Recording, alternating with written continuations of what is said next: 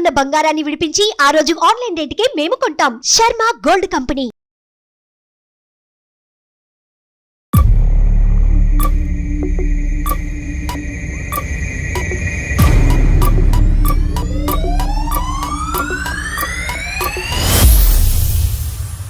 అప్పుడు మీ అతనితో వెళ్ళిపోవటం స్వార్థం. అక్కడికి వెళ్ళి 15 సంవత్సరాల పాటు వీళ్ళు కాళ్ళ వేళ పడుతుంటే కనుక వీళ్ళని మెడ పట్టుకుని నెట్టేయటం అక్కడ కూడా స్వార్థం. చెల్లి మొగుడిని తీసుకొని మాట్లాడటానికి అసహ్యంగా అనిపిస్తోందండి. సారీ. ఇప్పుడు నా హస్బెండ్ కూడా లేరు మేడం, నా హస్బెండ్ కూడా చనిపోయారు.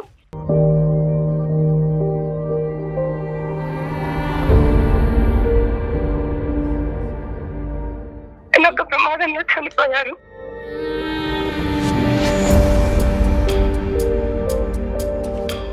మళ్ళీ ఎందుకు చేసుకున్నావు నాకు ఫోను?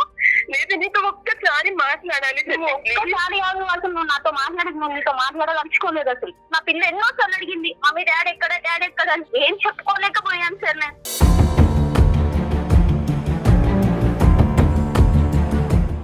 నిజమేనే, అప్పుడు ఏదో తెలియక తప్పు చేశాను. తెలియక కాదు, తెలిసే చేసినావు. తెలియక కాదు, ఆ విషయం తెలిసే చేసినావు. చెల్ల భర్త నీకు తెలియదా? నీకు అన్ని తెలియదా? ఏం తెలియదా? నీ చెల్లకు కూతురుందని తెలియదా? ఏం తెలియదని నువ్వు చేసినావు.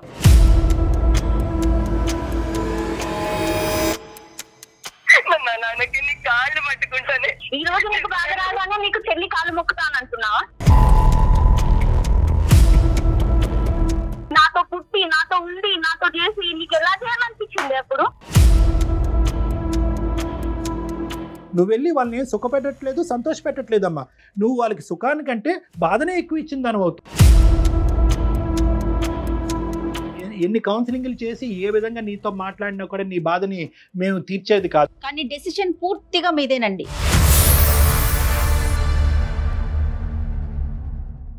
అందమైన జీవితం సమర్పిస్తున్న వారు 49 అంటే సంతోషం, 49 అంటే సంతానం. తన మాట మీద కాల్ చేయాలని కాదు, ఆ అమ్మాయి మనసులో ఉన్న బాధను కూడా ఏదన్నా మనం తొలగించే ప్రయత్నం చేస్తామేమో అనే ఒక ఆశతో కాల్ చేద్దామండి.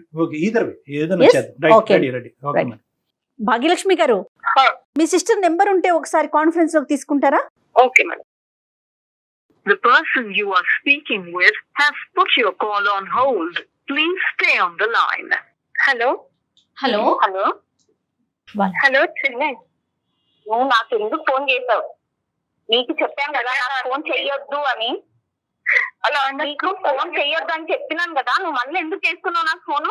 లేదు, నీతో ఒక్కసారి మాట్లాడాలి. ఒక్కసారి కాదు, అసలు నువ్వు నాతో మాట్లాడదు, నువ్వు నీతో మాట్లాడాలనుకోలేదు అసలు. ప్లీజ్ చెల్లి, నేను మాట్లాడలేదు. క్షమించు, నీ కాళ్ళు పట్టుకుని ఇప్పుడు క్షమించాలంటే నన్ను ఇన్ని రోజులు నేను నిన్ను క్షమించమన్నప్పుడు నువ్వు క్షమించకుండా నువ్వు ఎట్లా చేసినావో నీకు అప్పుడు అర్థం కాలేదు. ఇప్పుడు వచ్చి నన్ను క్షమించమంటే నేను ఎందుకు క్షమిస్తాను? నేను క్షమించను. నిజమేనే, అప్పుడు ఏదో తెలియక తప్పు చేశాను. తెలియక కాదు, తెలిసే చేసినావు. తెలియక కాదు, ఆ విషయం తెలిసే చేసినావు.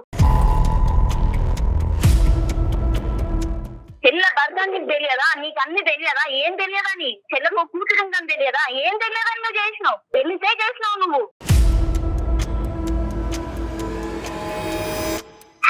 లేదు, ఏదో తప్పు చేశాను, నన్ను క్షమించు. ఈ రోజు నన్ను క్షమించంటే నేను ఎంత బాధపడ్డాను, ఎంత బాధపడ్డా, నేను ఎంత ఏడ్చుకున్నా, నేను ఎంత బాధపడ్డా నీకు అప్పుడు నీకు అనిపించలేదా? ఈ రోజు నీకు బాధ రాగానే నీకు చెల్లి కాలు మొక్కుతాను అంటున్నావా? మరి అప్పుడు నీకు బాధ అనిపించలేదా? ఇచ్చాడు, అందుకే దేవుడు నాకు శిక్ష ఇచ్చాడు. దేవుడు ఇస్తాడు. ఒక్కరిని బాధ పెట్టినప్పుడు దేవుడు శిక్ష ఇవ్వకుండా ఉండదు, తప్పకుండా శిక్షిస్తాడు. చిన్న పిల్ల తండ్రి లేని పిల్లని చేసినావు కదా నన్ను. ఆడపిల్లని నువ్వు ఒక తండ్రి లేని పిల్లని చేసినావు. నేను పిల్లని పెట్టుకొని నేను ఎట్లా బతికినా?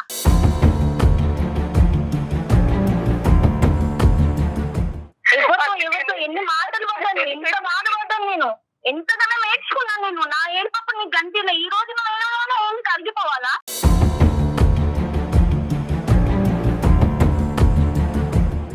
ఈ రోజు నువ్వు ఏడ్చి కాలు మొక్కుతానగా నేను కరిగిపోవాలా? ఆ రోజు నీకు తెలియలేదా అదే నేను చేసింది తప్పు అన్న విషయం నీకు తెలియలేదా? అప్పుడు నువ్వు నాతో నువ్వు నన్ను 10 సార్లు చెయ్యి అంటున్నావు. చెల్లె అన్న ప్రేమ ఉంటే నువ్వు ఇలా చెయ్యకపోయేదానివి. ఈ రోజు నన్ను 10 సార్లు చెల్లె అన్నాను బదులు నువ్వు నాతో పుట్టి, నాతో ఉండి, నాతో చేసి నీకు ఎలా చేయాలనిపించింది అప్పుడు? నీకు అప్పుడు అర్థం కాలేదా? ఈ రోజు వచ్చింది గాలి మొత్తనే నేను అక్కడ పిలవడానికి కూడా నాకు నోరేస్తలేదు అసలు. నువ్వు అన్ని పోయినావని అనుకున్నావని నువ్వు బతుకున్నావని నా దృష్టిలో లేదు. మా నాన్నకి నీ కాళ్ళు పట్టుకుంటానే కాళ్ళు పట్టుకున్నా నేను వినను. నువ్వు ఏం చేస్తున్నావు? ఒక్క నిమిషం. భాగ్యలక్ష్మి గారు, మేము సుమన్ టీవీ అందమైన జీవితం ప్రోగ్రామ్ నుంచి అండి. నాతో పాటు డాక్టర్ కళ్యాణ్ చక్రవర్తి గారు ఉన్నారు. మీ సిస్టర్ ఇప్పుడే మాతో మాట్లాడారండి. మీ అక్కగారు అనుభవించేటటువంటి బాధ బహుశా సమాజంలో చాలా మందికి ఒక పాఠం, ఒక గుణపాఠం. అంటే నేనే గారు, నాకు అన్నీ ఉన్నాయి అనేటటువంటిది ఆవిడ చేసినటువంటి తప్పుకి ఈరోజు ఆవిడ అనుభవిస్తుంది. ఈరోజు ఆవిడ రావటానికి కారణం కూడా బహుశా వాళ్ళిద్దరూ లేరు, భర్త లేడు, కొడుకు లేడు అనేటటువంటి ఉద్దేశంతో ఆ ఒంటరితనం నుంచి బయటపడటానికి నా అనేటటువంటి వాళ్ళు ఎక్కడ దొరుకుతారు అని వెతుక్కుంటూ ఈరోజు నాగలక్ష్మి వచ్చింది. నువ్వు తప్పు ఒక్కసారి చేయటం కాదు, తప్పు 15 సంవత్సరాల పాటు చేస్తూనే ఉన్నావు. అవతల వాళ్ళు నరకం అనిపిస్తున్నా కూడా నా స్వార్థం ఇంపార్టెంట్, నా కొడుకు, నేను తెచ్చుకున్న భర్త, ఉంచుకున్న భర్త, తప్పుగా మాట్లాడుతున్నాను, ఉంచుకున్న చెల్లెల భర్తని ఇదే జీవితం అనుకుంటూ గుడ్డిగా బతికేవు. ఇప్పుడు సడన్గా వాళ్ళు చనిపోయేటప్పటికి మళ్ళీ చెల్లి గుర్తు వచ్చింది. ఇప్పుడు చెల్లి జీవితంలోకి మళ్ళీ వెళ్ళి నిప్పులు పోయాలని పోతున్నావమ్మా అని అడిగాం. లేదు సార్, నేను ఒంటరితనం బతకలేకపోతున్నాను, తను నన్ను ఏం చేసినా పర్వాలేదు, తన కాళ్ళ దగ్గరైనా నేను ఉంటాను అనేసి అంటున్నారు. అంటే ఇప్పుడు 2 విధాలుగా చూడొచ్చు భాగ్యలక్ష్మి. ఒకటి, నిజంగా అమ్మాయి పశ్చాత్తాపం పొంది ఇంకా జీవితాంతం నీ కాళ్ళ దగ్గర చెప్పులాగా బతికి తను చేసినటువంటి తప్పుకి పశ్చాత్తాపంగా బతకాలి అనేటటువంటి ఒక ఉద్దేశం చూడొచ్చు. రెండో ఉద్దేశం ఏంటంటే, అరే ఒంటరితనంలో ఉండలేకపోతుంది కాబట్టి మళ్ళీ ఇంకో మనిషిని ఎత్తుక్కుంటూ ప్రపంచం అంతా చీతూ అంటారు కాబట్టి ఎవరైనా క్షమిస్తే కనుక ఏకైక మనిషి చెల్లే కాబట్టి చెల్లి దగ్గరకు వస్తుండేటటువంటి కారణం అయ్యన్నో ఉండొచ్చు. ఏదేమైనా ఆ అమ్మాయి కారణాలు తీసి పక్కన పెడితే నీ బాధ మాత్రం ఎప్పటికీ ఏం చేసినా కూడా తీరేది కాదు. మేము ఎన్ని కౌన్సిలింగ్లు చేసి ఏ విధంగా నీతో మాట్లాడినా కూడా నీ బాధని మేము తీర్చేది కాదు. కానీ డెసిషన్ పూర్తిగా మీదేనండి. అక్కతో మాట్లాడాలా వద్దనేది, అంతే కదా డాక్టర్ గారు? ఒక్కసారి అంటే మీరిద్దరు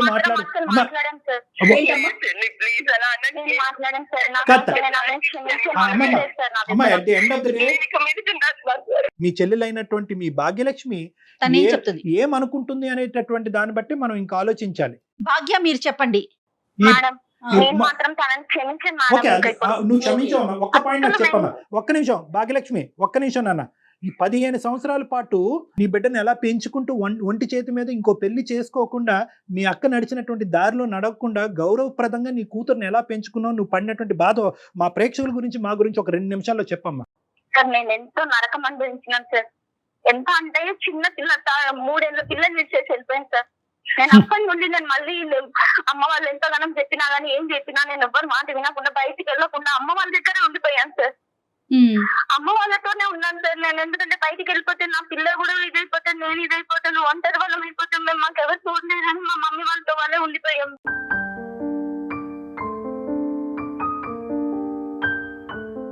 చుట్టుపక్కల వాళ్ళతో మేము ఎన్ని మాటలు పట్టాం సార్. అదే దీని భర్త విడిచిపోయింది, వీళ్ళ అక్క తీసుకొని వెళ్ళిపోయింది, దీని జీవితమైంది అని. పక్కన నేను పుట్టిన ఇంట్లో ఉండి బయటకు వెళ్ళలేని పరిస్థితులలో ఉన్నాను సార్. నేను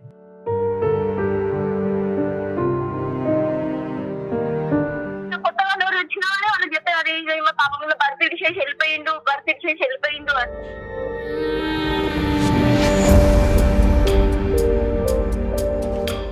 అదంతా బాగా నా పాప మీద పడింది సార్. తండ్రి లేడు పిల్లకి, ఇట్లా చేసింది అట్లా చేసింది అని అన్నీ నేను భరించుకుంటూ వచ్చాను సార్. నేను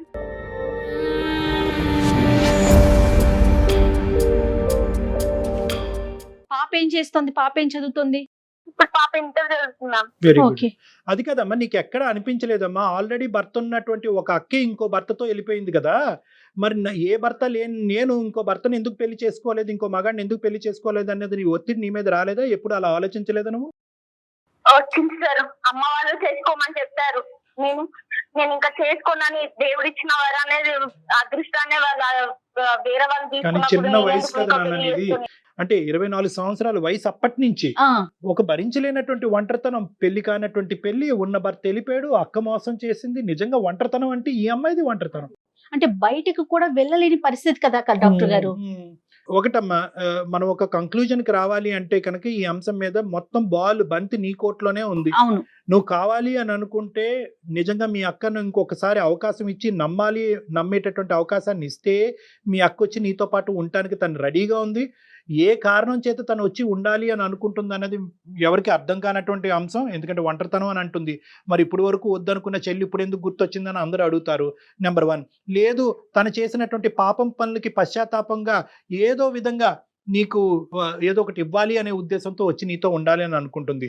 ఆ అమ్మాయి ఇస్తుందా తీసుకుపోతుందా అనే ఆలోచన నువ్వు చేసుకోవాలి. సార్ నేనైతే ఇవ్వను సార్. నేను ఎంతగానో నేను బయటికి వెళ్ళాలంటే నాతో వాళ్ళు ఉన్నవాళ్ళు వాళ్ళు భర్తతో ఇంటికి వచ్చినప్పుడు వాళ్ళు పండగలకి ఇంటికి వచ్చినప్పుడు నేను బయటికి వెళ్ళలేని పరిస్థితి సార్. నేను ఎంత ఫ్రెండ్ గా ఉండేనో వాళ్ళతో మాట్లాడాలనుకుంటే కూడా నేను మాట్లాడకపోయేదాన్ని. వాళ్ళ భర్తకు నా గురించి చెప్పేది. అలాంటి పరిస్థితి అలాంటిది అంతగా నేను అనుభవించుకుంటూ వచ్చినాను. నా పిల్లకి తండ్రి నా పిల్ల ఎన్నో సార్లు అడిగింది, మమ్మీ డాడీ ఎక్కడ అని. ఏం చెప్పుకోలేకపోయాను సార్. వస్తాడమ్మా చనిపోయినా చెప్పలేను, ఏం చెప్పలేక నేను వస్తాడమ్మా అనుకుంటానే చెప్పుకుంటూ వచ్చాను సార్.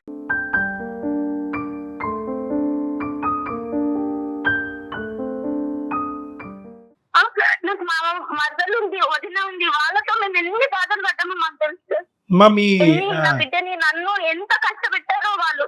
ఎందుకంటే నేను అమ్మకు కూడా చెప్పుకోలేను. ఎందుకంటే మన ఏదైనా గొడవ అయితే వాళ్ళ జీవితాలంతా నాశనం అయిపోతాయి.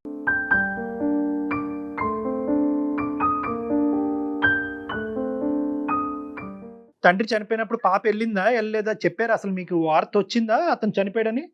వచ్చింది సార్, మేము వెళ్ళలేదు సార్. సో పాప అయితే ఇప్పటికీ నాన్న ఉన్నాడనే అనుకుంటుంది. అవును సార్. ఇప్పుడు ఈవిడొచ్చి ఇక్కడ మీ ఇంట్లో ఉంటే కనుక సమాజానికి అదిగో భర్తను ఎత్తుకెళ్ళిపోయినటువంటి అక్కని మళ్ళీ ఇంట్లో వచ్చి కూర్చోబెడుతుందనే భావన సమాజం అందరికీ వెళ్తాదేమోగా. వెళ్తుంది సార్. మళ్ళీ ఇప్పటికే అవమానపడ్డ నువ్వు ఇంకా చిన్న పిల్ల, ఇప్పుడు పిల్ల పెరిగి పెద్దదయింది, కాలేజీ చదువుతున్న పిల్ల కదా డాక్టర్ గారు. ఏమంటారు భాగ్య మీరు? మేడం నేను మాత్రం రానివ్వంటాను. తను వస్తే వద్దు నాకు. నేను మాత్రం ఇంటికి రానివ్వంటాను. వాళ్ళిద్దరు మాట్లాడమని నేను రానివ్వంటాను. మన పాత్ర ఏం లేదు. మాట్లాడిన తప్పు, మనం మాట్లాడితే తప్పు. పెరిగామని ఇప్పుడు తెలుస్తుందా నీకు? నీవు నా భర్తను తీసుకుపోయినప్పుడు నీకు తెలియలేదా? మరి నా చెల్లె భర్త మేమిద్దరం కలిసి వేసినాం, నా చెల్లె భర్త ఇలా ఎందుకు నేను చెయ్యాలి అని చెప్పి నీకు అప్పుడు తెలియలేదా? నీకు ఇప్పుడు తెలుస్తుందా ఇద్దరం కలిసి పెరిగామని? క్షమించవే, అప్పుడు చేసిన తప్పుకి ఇప్పుడు పశ్చాత్తాపడుతున్నాను. ముందు నీ పశ్చాత్తాపం చాలా తక్కువ. నువ్వు ఇప్పుడు పడుతున్నావు, నేను 15 ఏళ్ల నుండి పడుకుంటూ వస్తున్నాను. నువ్వు పడే పశ్చాత్తాపం ఇప్పుడు. మీ అమ్మగారు నాన్నగారి దగ్గరికి వెళ్ళి ఉండే అవకాశం ఉందా? అమ్మ నాన్న ఇంకా బతికే ఉన్నారా? ఉన్నారు సార్, కానీ వాళ్ళు రాణిస్తే కనుక వాళ్ళ దగ్గర వెళ్ళి ఉండొచ్చుగా. ఈవిడ లైఫ్ డిస్టర్బ్ చేయటం ఎందుకు? ఏనా వీళ్ళు ముగ్గురు కలిసే ఉంటున్నారు. చెల్లిను మరి వాళ్ళిద్దరు ఈ అమ్మాయికి ఎవరు లేరు కదండి. అర్థమైందమ్మా, అర్థమైంది. భాగ్యలక్ష్మి మీరేం చెప్తారో చెప్పండి ఒక్కసారి. ఏం లేదు మేడం, తను మాత్రం మా ఇంటికి రావద్దు. మా అమ్మ నాన్న కావాలంటే తను తీసుకెళ్లి ఉంటా అంటే ఉండనివ్వండి. మా అమ్మ నాన్న తీసుకెళ్లి ఉంటా అంటే ఉండనివ్వండి. అంతేగాని తను మాత్రం మా ఇంటికి రావద్దు. తనతో పాటు నేను ఇంట్లో ఉండను. ఈ పాటికి అమ్మ నాన్నతో మాట్లాడి ఉంటావు కదా. అమ్మ నాన్న ఉద్దేశం ఏమై ఉంటుంది ఇందులో? ఒప్పుకుంటారా? క్షమిస్తారా? అమ్మ నాన్న కూతురే కదా సార్, వాళ్ళు వెళ్తానని అంటున్నారు సార్. పోన్లే అమ్మా. ఓకే వాళ్ళు వెళ్తాను అంటే వాళ్ళకి ఇష్టం ఉండి అయిపోయింది కదా అంటే కూడా. నిజంగా దేవుళ్ళమ్మా మీ అమ్మ నాన్న మాత్రం. నిజంగా అంటే ఒక ఆడపిల్ల అంటే ఎంతకన్నా కన్నబిడ్డని ఏం చేసిన బిడ్డే కదా కళ్యాణ్జీ, అది అలా ఆలోచిస్తారు కదా తల్లిదండ్రులు. అమ్మ నాన్న వెళ్ళేటట్టయితే ఏమంటావు నాన్న? వెళ్ళనివ్వండి సార్, అమ్మ నాన్న వెళ్తా అంటే వెళ్ళనివ్వండి, కానీ తను మాత్రం ఇంటికి రావద్దు. అలా నాకు నేను చేసిన ద్రోహానికి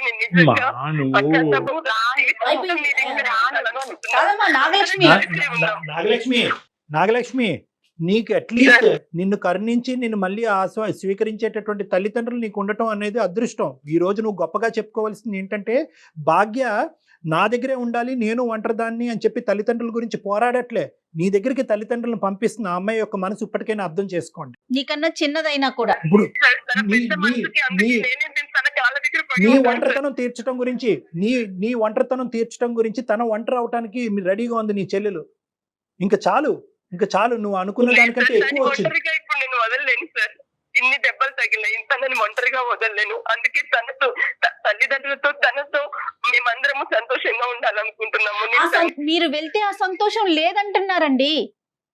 మీరు అర్థం చేసుకోలేకపోతున్నారు నాగలక్ష్మి. మీరు వెళ్తే ఆ సంతోషం తనకు ఉండదంటోంది. ఇప్పుడున్న ఆ మీరేమనుకుంటున్నారు కొద్దిపాటి సంతోషం కూడా తను మిస్ అవుతోంది. మీరేమనుకుంటున్నారు ఇప్పుడు తన ఆ అమ్మాయి కాళ్ళ మీద పడి నేను బ్రతిమలాడుతాను అది మేడం. కాదమ్మా. తన కాళ్ళు పట్టుకుంటాను మేడం. నాకంటే నువ్వు చిన్నదైనా నువ్వు కాళ్ళ మీద పడి బతిమాలుకుంటావు, ఆ అమ్మాయి నిన్ను క్షమిస్తుంది.